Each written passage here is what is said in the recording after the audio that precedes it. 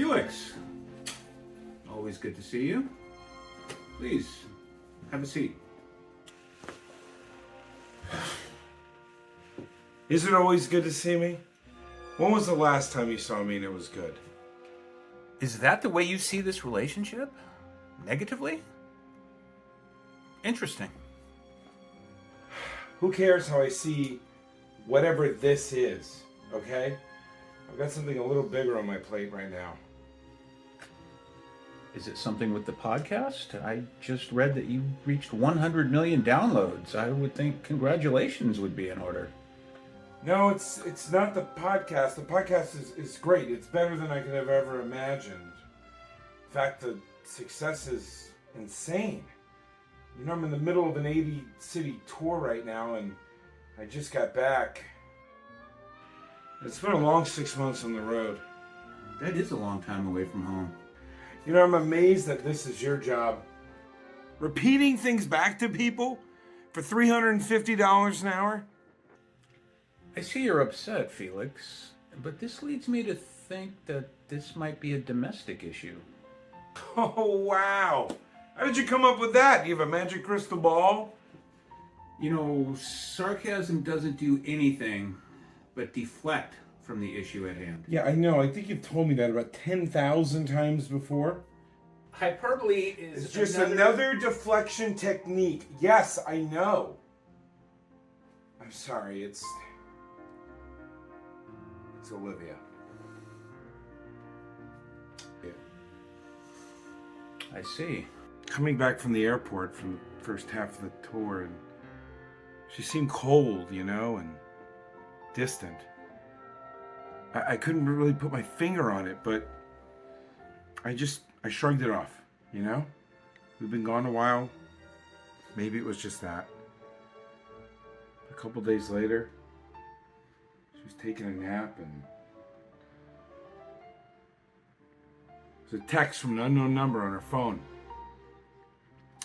It said, "I miss you, baby. When can I see you again? I think I love you, Olivia." It said her name. It said exactly that. That's unfortunate, Felix. How does that make you feel?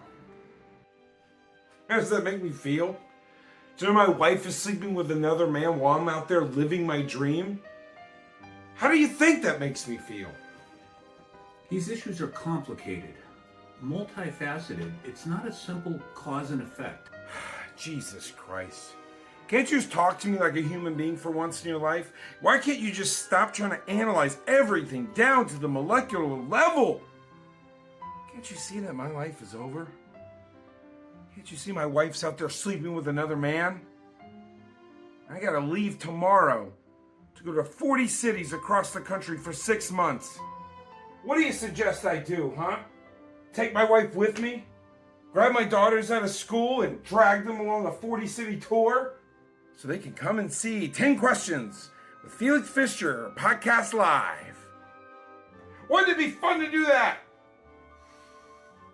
No, I don't think that's the answer. Felix, I don't know what you should do. In that regard, we're the same. Then what have you been doing over there, huh? For the last 30 years? Sitting there in your pretentious chair, pretending to help people? If you don't have answers, like, why am I even here? So, when did you and Olivia stop talking? What? I know the communication broke down at some point, right? Let me guess. The nightly calls went from mandatory to optional. The daily texts went from hourly to occasional, then to almost non-existent. It was, it's probably like a month into the tour, actually. I see.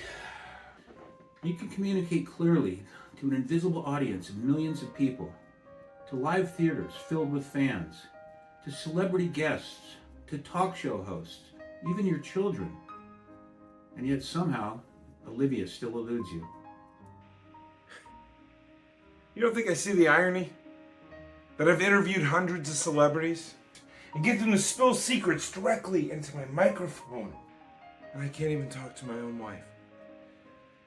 Maybe you should... Maybe you should stop. Why am I even taking advice from you anyway? Seriously. What have you been doing for the last 3 decades, huh? Just talking to celebrities? Shrink to the stars, as Oprah said once, huh? And all that success, what do you got? It still didn't stop Mom from leaving you in your first book tour. Did it, Dad? No. No, it didn't. Why can't you just drop the goddamn shtick for 5 minutes and talk to me, your son?